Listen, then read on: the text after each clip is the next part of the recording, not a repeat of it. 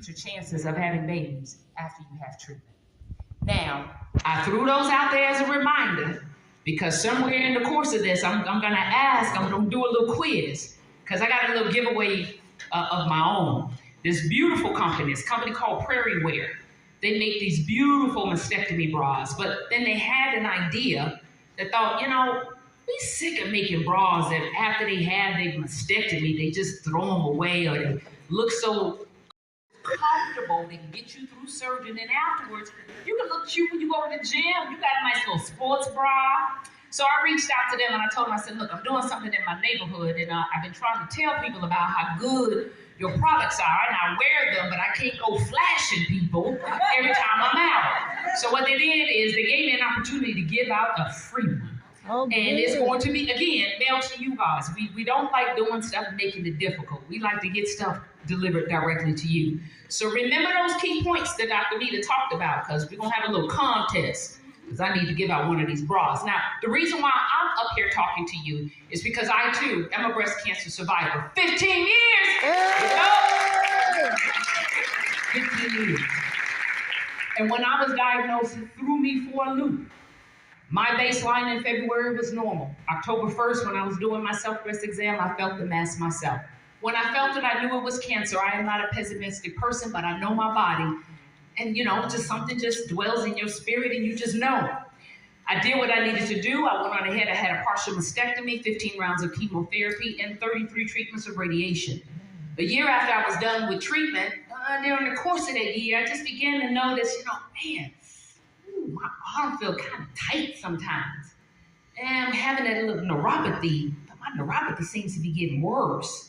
I knew that could have been from the chemo, wasn't really sure. There were just times when my hands just felt tight. I looked at it, it looked fine, but it felt tight. Whenever I got exposed to the cold, I noticed that my fingers, my tips went through the purple and the red and the blue and the white, just changed all kind of colors. And it kind of dawned on me. I remember, somewhere in the course of my treatment, I believe it was my radiation oncologist. So I'd been through my breast surgeon.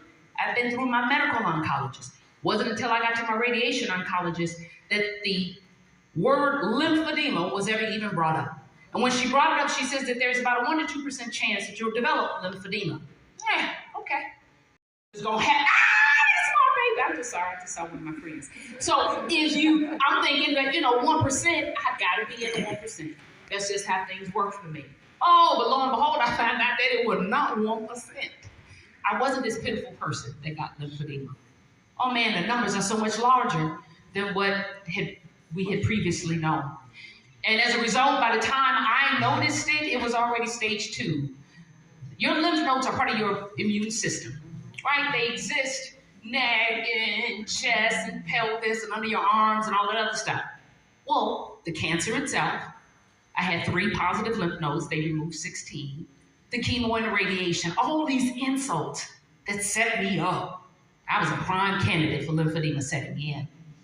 And so now once lymphedema set in, I'm now at stage 2 by the time it was diagnosed. Lymphedema occurs in 4 stages, 0, 1, 2, and 3. In 0 and 1, it's before you ever even see any swelling.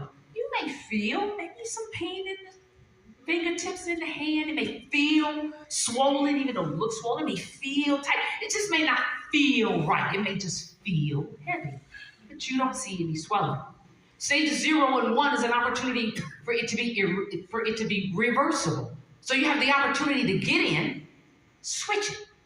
But by the time it gets to stages 2 and 3, it is there. And so for me, 15 years later, when everyone wants to say, oh my God, you made it past that 5 years, you're cured. Well, those of us that are cancer patients, we listen to that word cure very judiciously. But, okay, let's say I'm 15 years out. I will never be cured of my lymphedema, ever. So the treatment of one disease caused another disease that I will have to live with for the rest of my life.